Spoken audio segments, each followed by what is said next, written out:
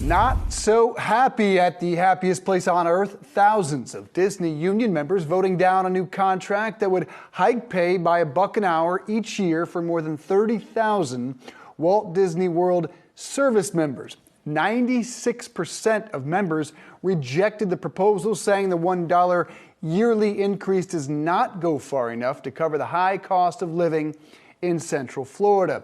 Joining us now is Paul Cox, a Disney cast member and president of the Orlando Stagehands Union, IATSE Local 631. Yahoo Finance's Ali Canal here with us as well. Nice to see you both. Paul, we'll start with you. You help lead the negotiations for this new Disney contract. Disney already pays $4 per hour, more than Florida's minimum wage, and that offer takes workers to at least $20 an hour by 2026. Why are you a no here?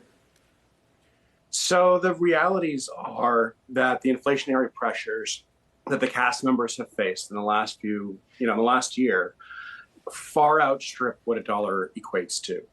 $16 an hour for a cast member who's making $15 today is 6.67% increase, right? And as your viewers know, that's not the rate of inflation.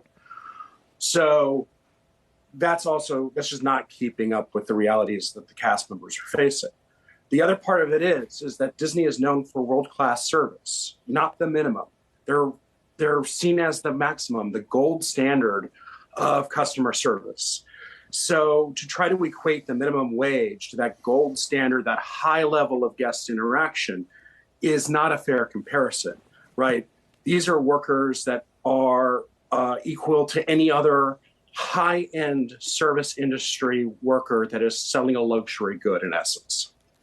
And Paul, we reached out to Disney for their response on this vote. A spokesperson saying, quote, "Our strong offer provides more than 30,000 cast members a nearly 10% on average raise immediately, as well as retroactive increased pay in their paychecks. And we are disappointed that those increases are now delayed." Disney is offering other incentives as well, like 8 weeks of paid family leave, a 401k option.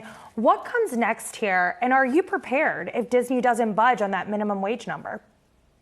Well, so I got to point out that in their quote, they're quoting a 401k. That 401k is unmatched. It has unrestricted fees that have no check or balance from the union or anybody else. So it could very quickly become a profit center for the company, for an investment opportunity for the cast, one. Two, for a cast member who's on the edge of poverty, how are they going to take money aside to put away for savings, right? That's the first ludicrous statement in that. The second thing is that a nearly 10% increase, somebody's rounding up pretty significantly, right? I can use a basic calculator. $16 from $15 is, again, 6.67%. So that's not exactly a fair standard. That's my first thought on this, right? We have to do better than the minimum. This is a world-class company with a world-class product. So what do you need then to get a deal done? And again, what if Disney doesn't budge on that? What is a strike potentially on the table? Well, right now we're looking forward to getting back to the table with them, right? A strike is always an option in a labor dispute, but I don't think that we're anywhere close to that, right? The realities is that the company said this was their best offer. We asked the workers to voice their opinion. This is where we are. So there's a ways to go before that happens. It's not a tomorrow thing. It's not a next week thing. But I'm not going to take any options off the table as we go forward, right? So what we're looking forward is increases that respect the inflationary pressures that the cast members have faced. Paul, you know this is a public company. Any fear that your demands, $3 an hour raise, will eventually end in people losing their jobs? You know the pressure they're under from shareholders. So the Walt Disney Company, the vast majority of its income comes from the site that I work at as a cast member, right?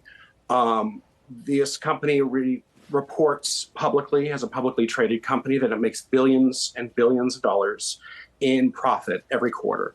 And they beat those profit numbers most quarters, quarter over quarter.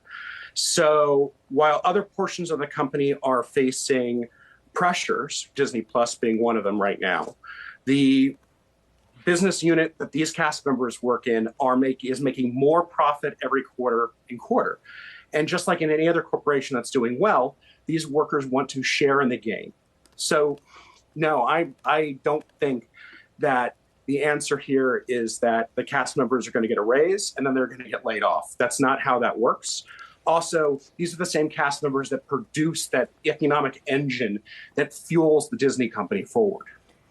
And Paul, we've seen an uptick in corporate unionization efforts from Starbucks to Amazon. Why do you think this is happening now? And how does this movement help your own fight at Disney? So, yeah, unions are more popular than hot dogs in America right now. That is an absolutely wonderful fact. But it's because when companies don't take care of the workers have their own process that they can go through and have collective voice. It is, in fact, supply and demand economics, right? The workers are a part of the supply chain.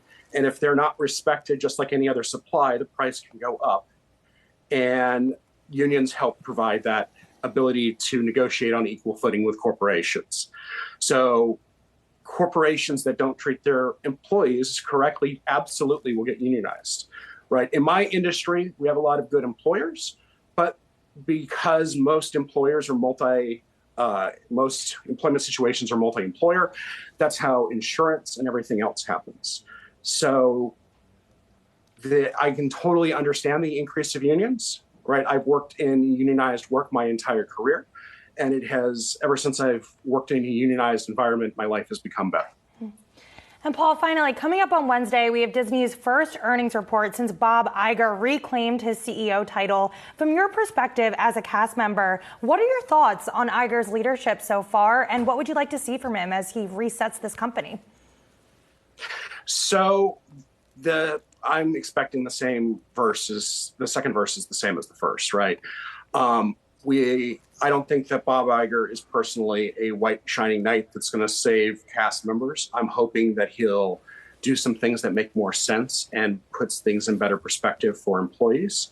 But I don't think that is a magical pill, Bob Iger taking back over the company as the CEO.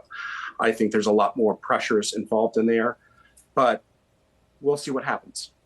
All right, keep us posted. Allie Canal, thanks so much. Paul Cox, thank you as well.